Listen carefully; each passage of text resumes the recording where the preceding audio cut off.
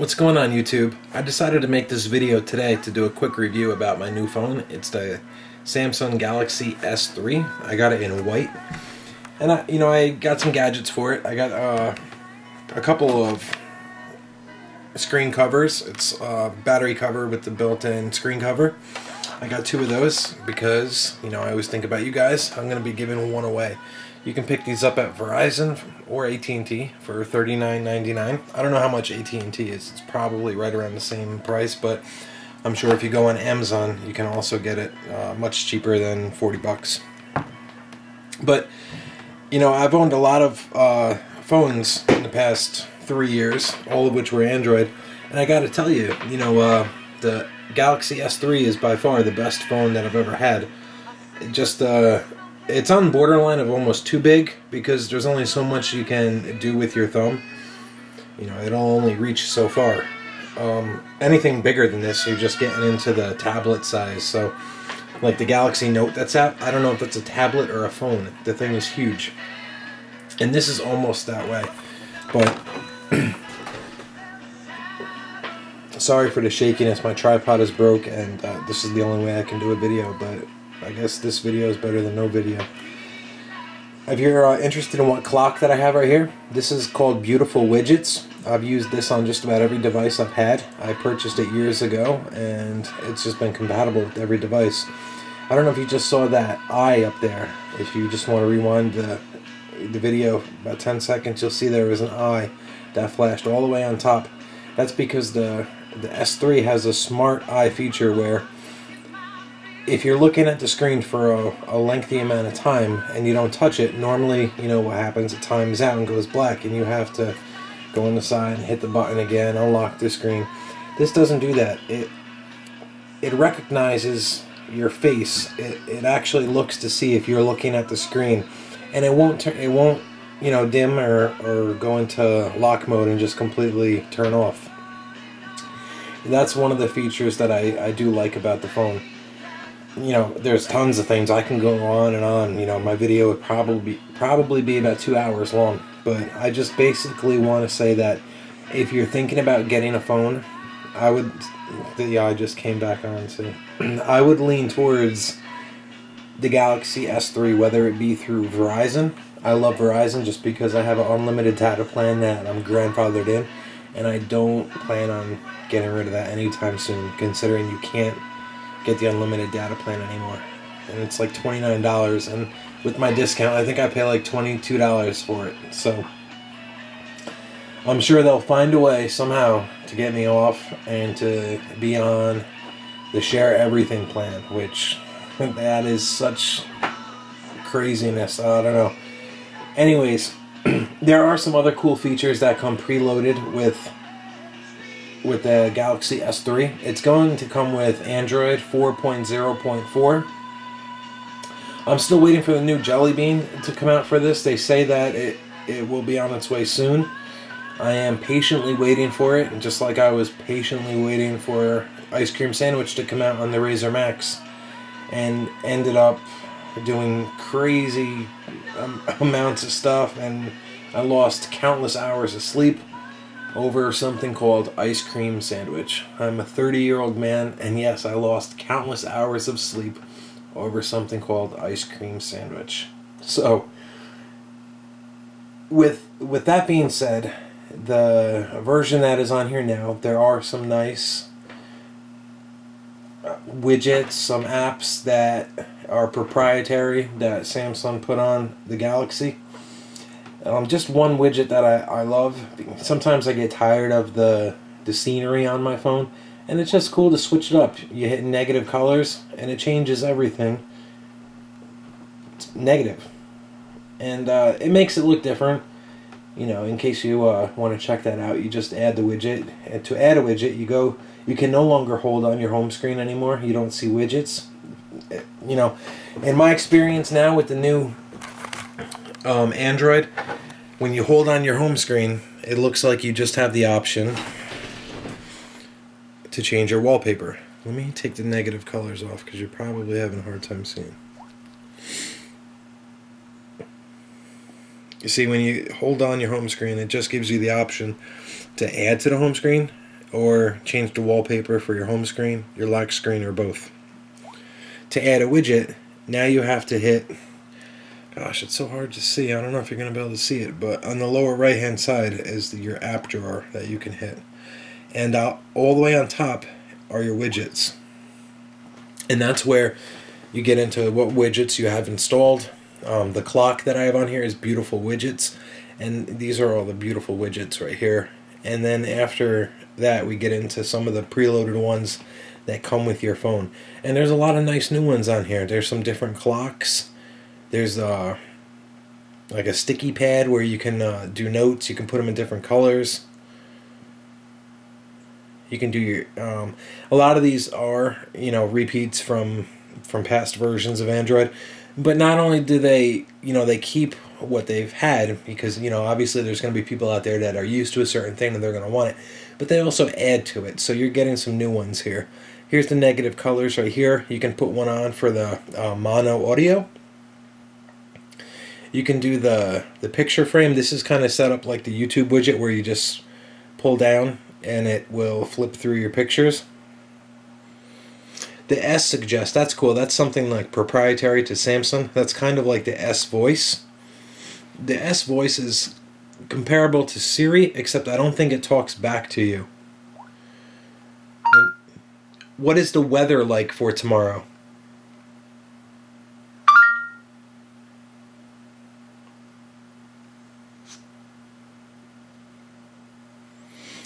See, it doesn't actually say, you know, it doesn't speak your answer, but it's very comparable to Siri. I had the Siri was, let's see, on my, that's all right, on my new iPad mini that has iOS 6, and I was experiencing Siri for pretty much the first time the other day, because I got the new iPad mini. It's right there. And I have another video. You can check out my videos. I did a little review on the iPad mini. But as I was using Siri, I liked it. You know, I liked the feedback it gave, like with the voice.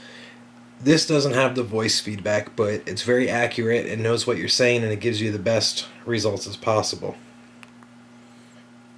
Some of the other nice things that I like about the Galaxy S3 is the NFC chip. My Nexus phone has the NFC chip. My Nexus 7 has the NFC chip.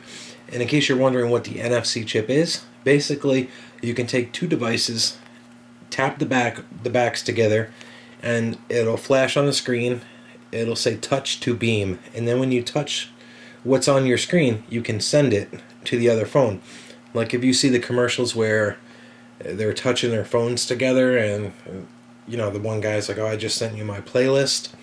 That's, you need to have an NFC chip to do that. The new Droid Razr has the NFC chip in it.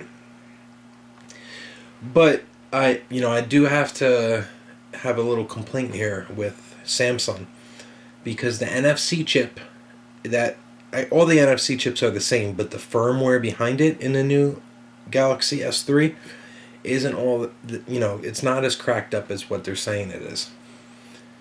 When you try to beam a picture to somebody, 90% of the time it's going to come, but you're going to get a message that says this device does not support large file transfer through NFC. For some reason, the software that is running the NFC, it doesn't let you beam pictures if they're taken in high resolution.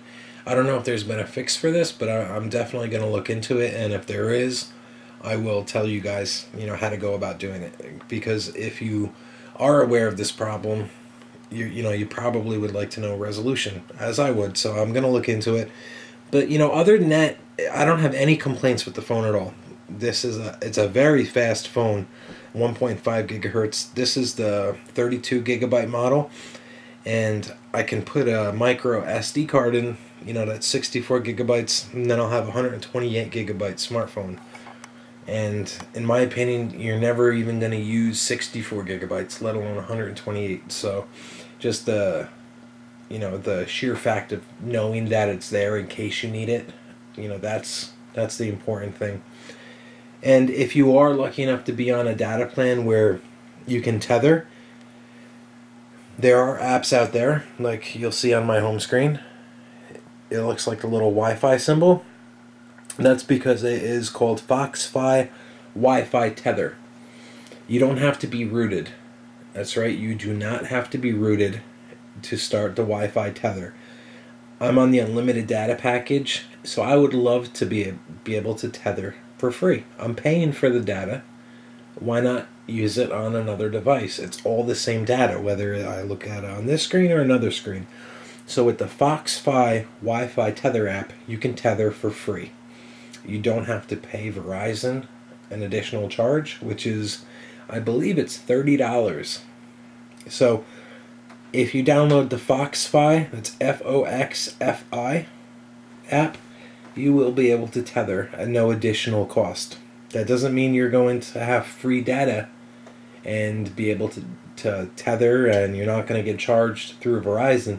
You will still be charged overages if you go over your data limit. So just keep that in mind, that just because I say it's free tether, that you still have to pay for the data. It's just this app is allowing you to tether to another device. So just keep that in mind.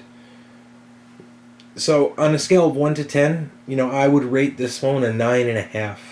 And it, when I first got my Razr Max, I thought nothing's gonna beat this. This is by far the best phone.